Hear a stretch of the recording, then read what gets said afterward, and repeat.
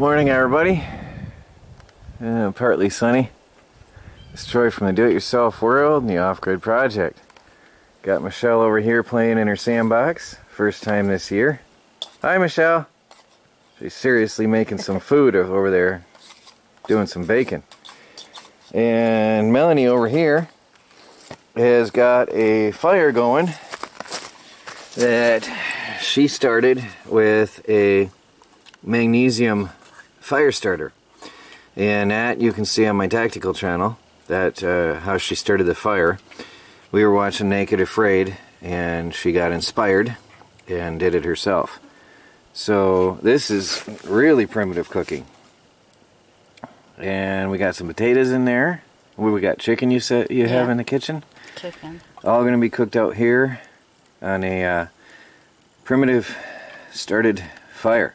So check out my tactical channel for that video. Inside our tiny house, we have the most plants we've ever had at one time going in here. We got the salad plants from the store, from the office. I brought them home. I don't know if they're gonna make it or not. That was my second planting. The first planting never sprouted. The second one sprouted within 3 days, but there wasn't enough sunlight. We've had it here for a few days and they're starting to spread, so I don't know if they're going to make it or not because they were so spindly from not having enough sunlight. These ones sprouted and haven't done anything, again probably because there wasn't enough sunlight, so we'll see how that goes. Some of the garlic is growing a nice thick healthy stalk, and some is spindly. And that, I guess, depends on where it was positioned. The radishes are getting big leaves now, but they're spindly, so I just don't think they're going to make it either. There's another set with real radish leaves, but spindly stalks. Now here Melanie has sweet potatoes, and she takes the leaves and cooks with them. Right now, I don't know, it doesn't look very happy, but it does have some new growth coming in the middle, so we'll see. And then she has onions that she plants and keeps using the leaves that grow off of them. And I think, Melanie, what's in that little plastic box on top over here? It's spinach and Swiss chard. Spinach and Swiss chard.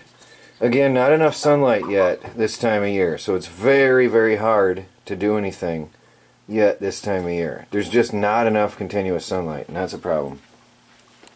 I got my fig tree home from the store, looking good, and we have some moringa. This is my 4th or 5th year I've attempted to grow moringa, ever since somebody sent me some seeds and a book that got me really excited about the plant. But what I learned is it's not that easy to sprout depending on the conditions, and my first batch of seeds were dead. Well, they did not germinate. So I actually ordered some last year, and in the fall we did sprout some, but the conditions were bad and there wasn't enough sunlight in the fading time of year, so they died. So we've got 2 of them here, and this is the farthest I've ever had, and Melanie's taking care of these for me, so she's very familiar with the moringa and excited about it. She's got some seeds sprouting in here. And this is a flowering plant that we had from last fall. Some more onions that she's growing, and we continuously eat off that. Here she's got, I don't know what she's doing with this one, but it's growing happily. That was an onion from a bag, so I'm not sure exactly what she's doing, but we definitely eat these. This was a, I forgot what it was, a flower. They generally grow up and die off, and it's in its dying stage, and then it won't bloom again until next spring. What was that? I forgot. It was really pretty and smelled amazing. Filled the room with perfume. And over here, I don't know what this is, but I've been nursing this one back to health for her. It had almost died, and I had that at the office with me. She's got some more seeds sprouting over here.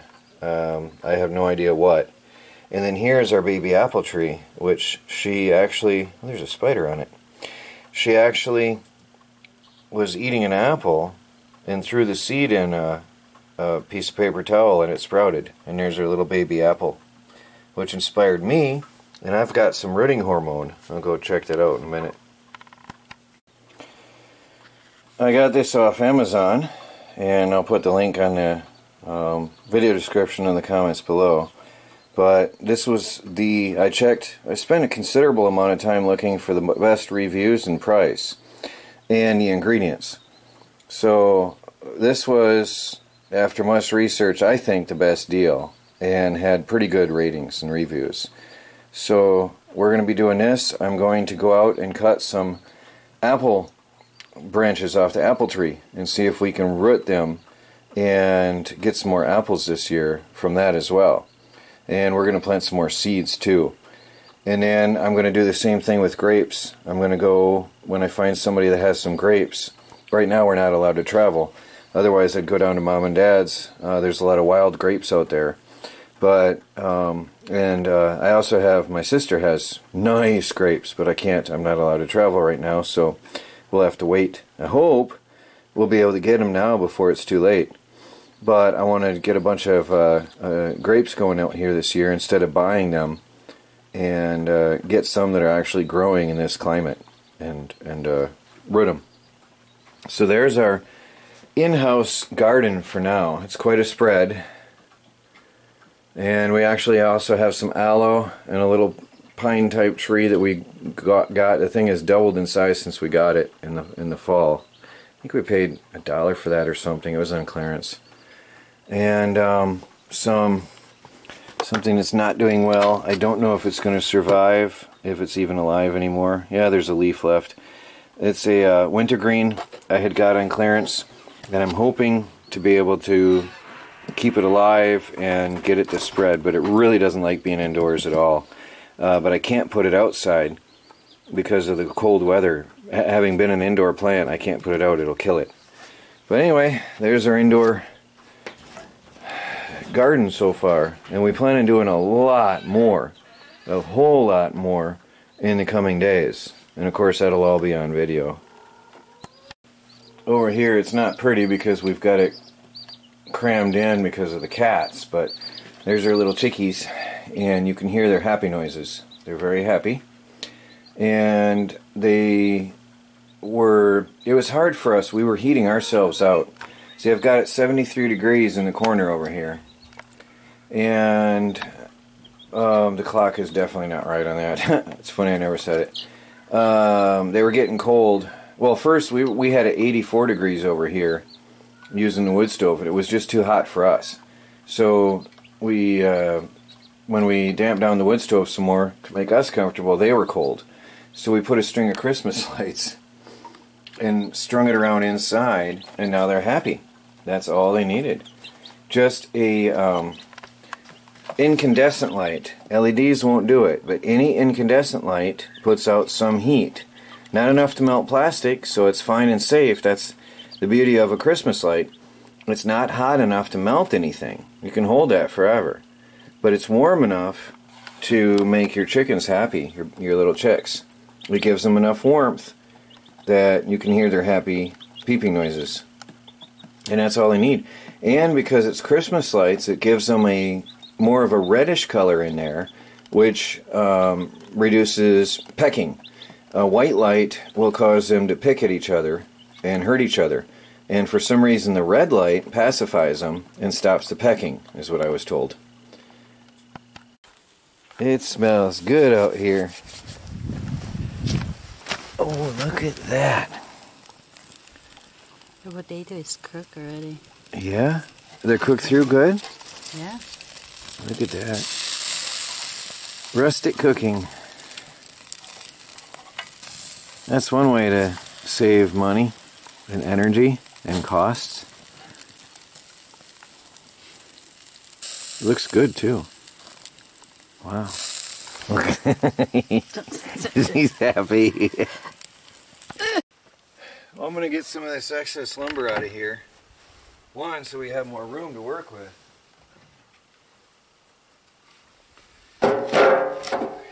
All this goes out behind the wood shop.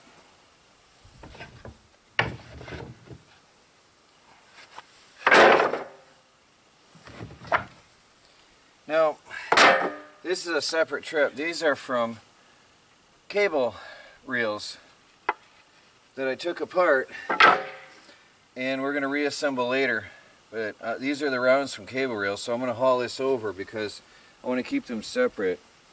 That was one of the jobs, one of the things we were going to do. We were going to make these beautiful tables out of the cable reels and put LED lighting inside, because they're not, the boards are rounded and come together, but they're not airtight, so there's gaps in between.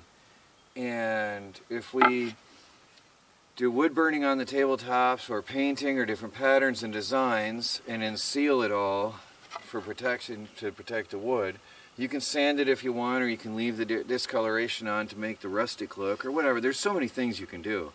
But then you put the LED lighting inside, and wow, it's beautiful. So that was one of the things we were going to do here on the homestead, which right now is a dead idea because of the current situation in our world. So that's on hold. But anyway, that's got to go over and get stacked up out of the way. Come back for another load.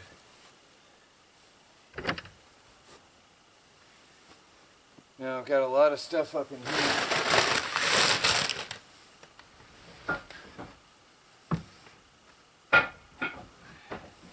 All the pallet wood and lumber, and some of it quite beautiful and shellacked from my front desk and counter space and all that. It's all here. Extra lumber from the shelving, some of which I'll probably still be using. That's why I threw it in here in a hurry the other day when we came home with it, because it was raining and I didn't want it to get wrecked.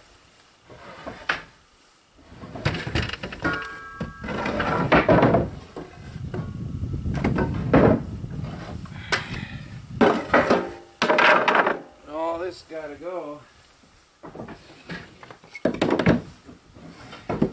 And it is a big pile in there. I need the room so I can work in here better.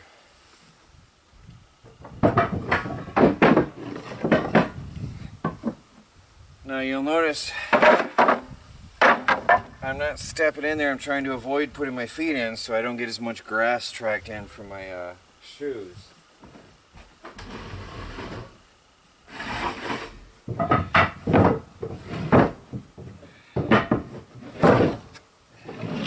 That's just convenience, less cleaning for me later, because I keep it swept up.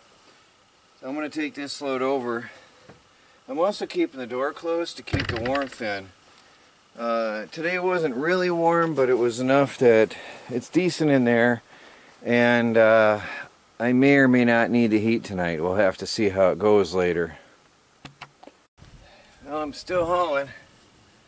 I think I've done 5 or 6 loads. I lost count.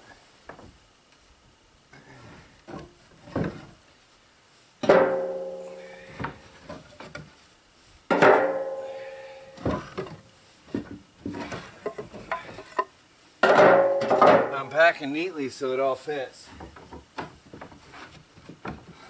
I hope to make this the last trip.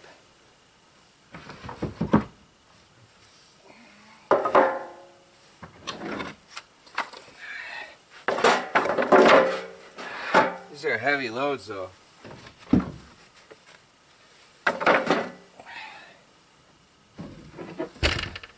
Then I'll have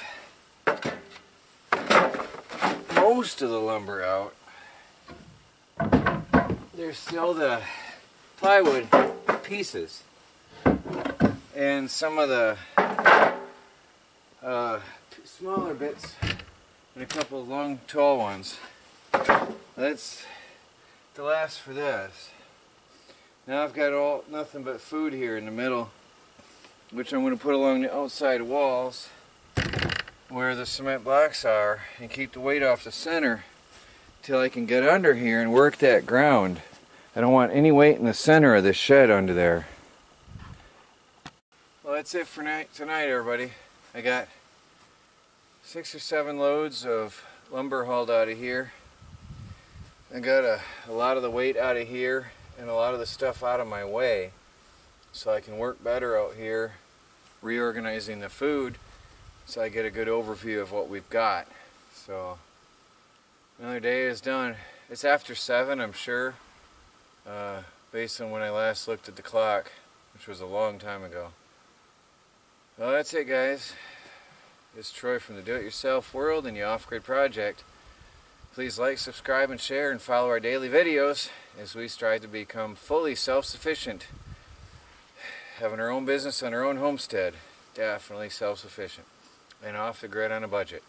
By the way, buy Asian groceries online, have them delivered to your door. SariSariShop.org, SARI shop.org. See you later.